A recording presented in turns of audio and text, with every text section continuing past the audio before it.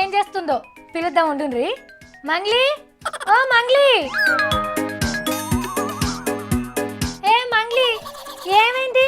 ఏమో నెత్తంతా గట్ల కోక్కుంటున్నావు? పేన్లు గిన కొరుకుతున్నాయా ఏంది? పేన్లు కొరికితే పేన్ల దువ్వెంతోటి దూసుకుందును గాని నా మెదట్లో కొన్ని క్వశ్చన్లు కొరుకుతున్నాయి. ఏంది కొచ్చళ్ళు కొరుకుతున్నాయా? ఏంటి అవి? మనది ధనిక రాష్ట్రం, బగ్గ పైసలున్న రాష్ట్రం అని కేసీఆర్ సార్ చెప్పిండు కదా. చెప్పిండు. తత్మ రాష్ట్రాలతోని పోల్చి చూస్తే మనకు జర ఆమ్దాని ఎక్కువ ఉన్నదని గట్లా అన్నాడు. మరి ధనికులమైతే మనమే అందరు కప్పులు ఇవ్వాలి గాని అప్పు కోసం ప్రపంచ బ్యాంకు దగ్గరికి మనం ఎందుకు పోవడంటున్నా నేను. ఇన్నొద్దులు నీ మెదడు మోకాళ్ళనే ఉందనుకున్నా, ఇప్పుడు అరికాళ్ళకి జారిపోయిందా మంగళమ్మ? కసన నువ్వు కేరిచియా? ఎందుకు అట్లా అంటున్నావు? నేను అడిగింది ఏమన్నా తప్పున్నారనా? ధనిక రాష్ట్రం అన్నాడు గాని సారు అప్పు లేని రాష్ట్రం అన్నాడా? అదేంది మళ్ళా? నువ్వు నన్ను కన్ఫ్యూజ్ చేస్తున్నావు. అయ్యో పిసపిల్ల, ఉప్పు లేని కూర ఉండది, అప్పు లేని రాష్ట్రం ఉండది. ఆగో గట్లెట్లుంటది పిల్ల? ఇప్పుడు నా దగ్గరనే మంచిగా పైసలు ఉన్నాయనుకో, నేనెందుకు అప్పు తీసుకుంటా? నలుగురికి వడ్డీకి తిప్పుతా గాని. నీ పేస్కు పౌండ్స్ పౌడర్ కొట్ట.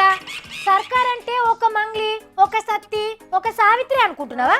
అంటే సర్కార్కు ఆమ్దాన్ వస్తుంది కదా, వచ్చిన ఆమ్దాన్నే ఖర్చు పెట్టి అన్ని పనులు చేయాలంటే అయితాయా?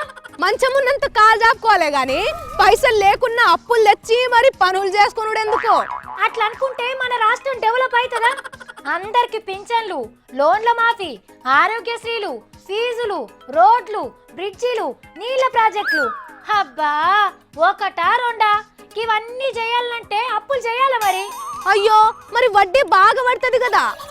మరి అప్పు తీసుకుంటే పడుతుంది కదా. అదంతా ట్యాక్స్ల రూపంలో సర్కార్ తీస్తుంది, వచ్చిన పైసలతోని అప్పులు కడుతుంది.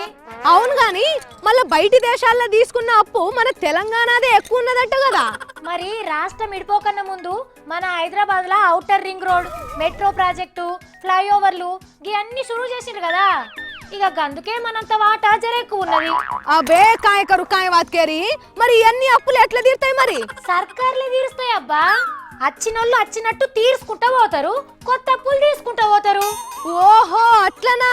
గప్పటి సంది నాకు అదే అర్థం కాలేదు, ఇప్పుడు అర్థమైందిలే. సంతోషం తల్లి సంతోషం.